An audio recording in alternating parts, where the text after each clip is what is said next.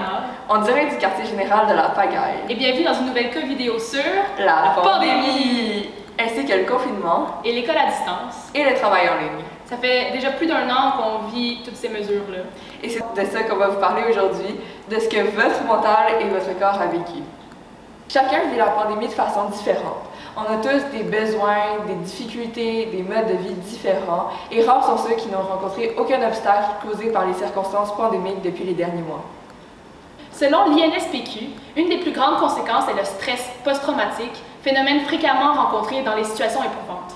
Les individus les plus touchés par ce stress sont ceux qui sont infectés et qui vivent de nombreux symptômes et risquent leur santé.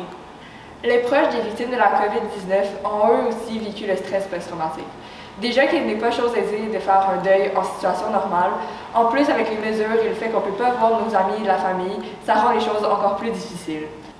Et il ne faut pas oublier nos héros, tous ceux et celles qui travaillent fort dans le milieu de la santé, se donner corps et âme pour sauver les nôtres, c'est vraiment remarquable, mais il arrive de ne pas être capable de sauver une personne et perdre un patient, ça peut être vraiment difficile. En temps de pandémie, événement historique qui fera à coup sûr partie des livres d'histoire de nos enfants, la peur de l'inconnu et du futur est une peur très généralisée dans la population. On ne sait pas ce qui va se passer d'ici la fin de l'année prochaine ou même dans 5 ans. Réussirons-nous à vacciner tout le monde? Le virus continuera-t-il à se développer? La COVID sera-t-elle éradiquée? Quand est-ce qu'on retrouvera un mode de vie normal? Toutes ces questions nous trottent dans la tête et sont source de stress pour plusieurs. La pandémie apporte aussi d'importantes conséquences financières pour beaucoup de Québécois et Québécoises, malgré le fait que le gouvernement a essayé de les aider. De plus, la hausse des problèmes de santé mentale, de violence et de consommation ne sont pas à prendre à la légère. Même s'il n'y a présentement pas d'études qui ont été faites pour démontrer la hausse de ces comportements, on peut le voir dans notre quotidien. L'isolement est présentement une de nos plus grandes difficultés. En limitant nos contacts avec la plus grande partie de notre sphère sociale, beaucoup sont ceux qui ont pu ressentir des manques et c'est normal. L'espèce humaine a besoin de contacts sociaux et ce tout au cours de sa vie. C'est même pas un caprice ou une préférence, c'est vraiment le résultat de l'évolution elle-même. Comme l'exprime Jean Dessetti dans le 12e volume de Revue de neuropsychologie, c'est vraiment un besoin pour la survie des individus, que ce soit sur un plan physique ou moral.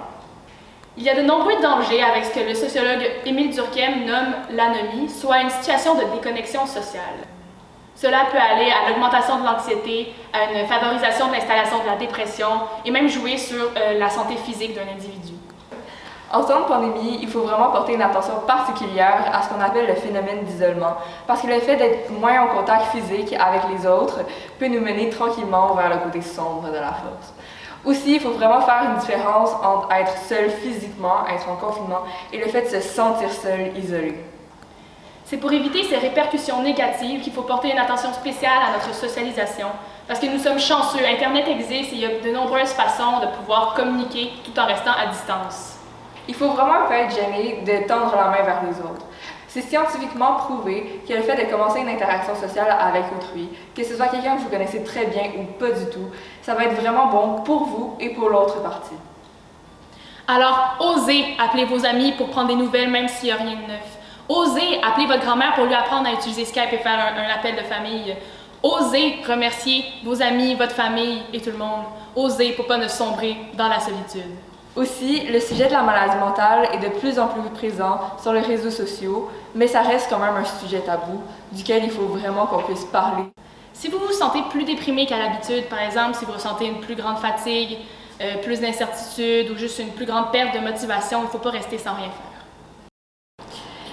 Avec le confinement et la limitation des activités, peu de Québécois et Québécoises sont sortis souvent à l'extérieur.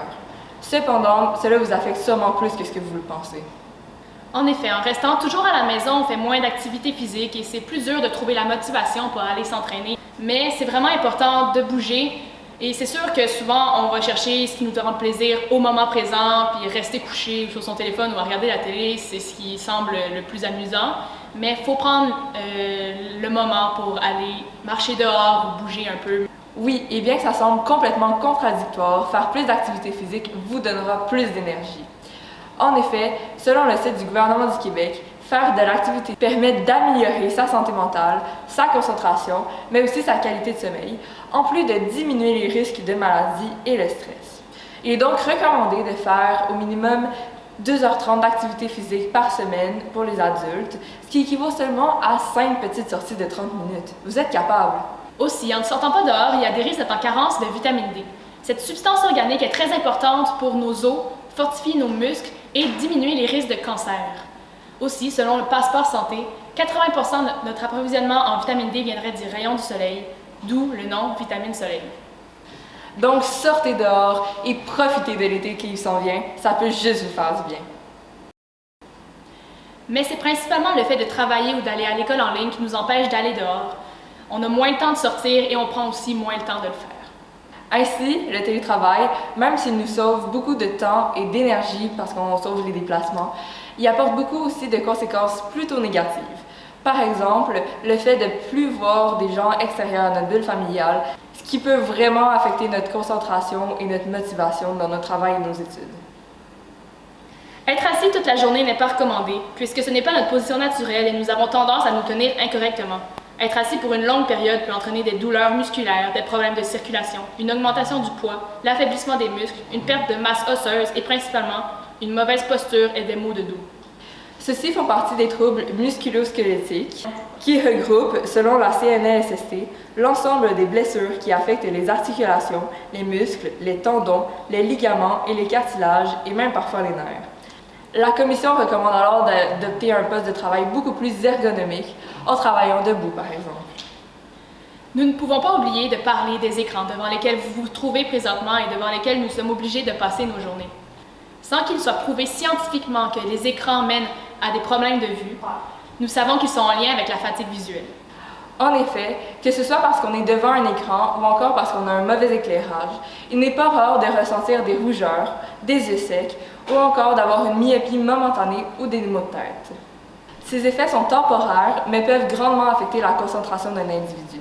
C'est pourquoi il est vraiment important de prendre des pauses lorsqu'on a des longs cours de 2 heures ou des grandes réunions.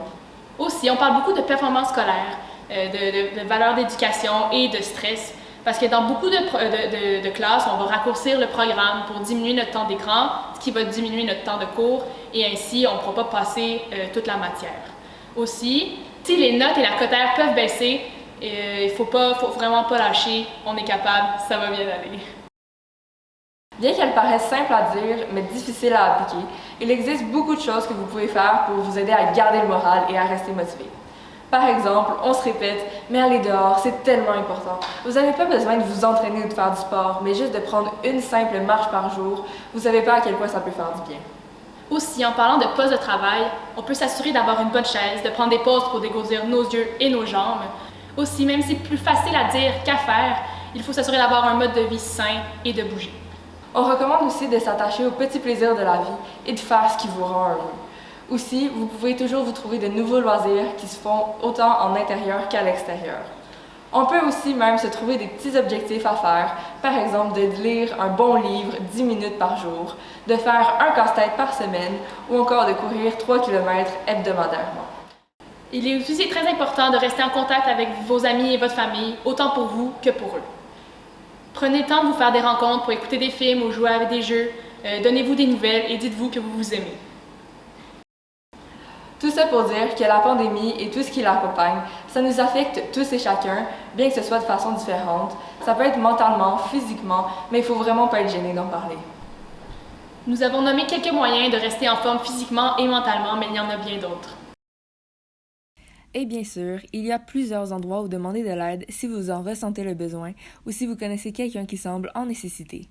Appelez le 811 en tout temps pour de l'aide psychosociale, contactez Tel Jeune, SOS Violence Conjugale, Écoute Entraide et toutes les ressources qui s'affichent si le besoin y est. Il ne faut pas hésiter, vous serez pris en charge par des professionnels qui sauront vous aider. Pour finir, prenez le temps de partager l'information pour contrer la désinformation avant d'aller faire un petit tour dehors ou bien de faire une fournée de biscuits en Zoom avec un ami.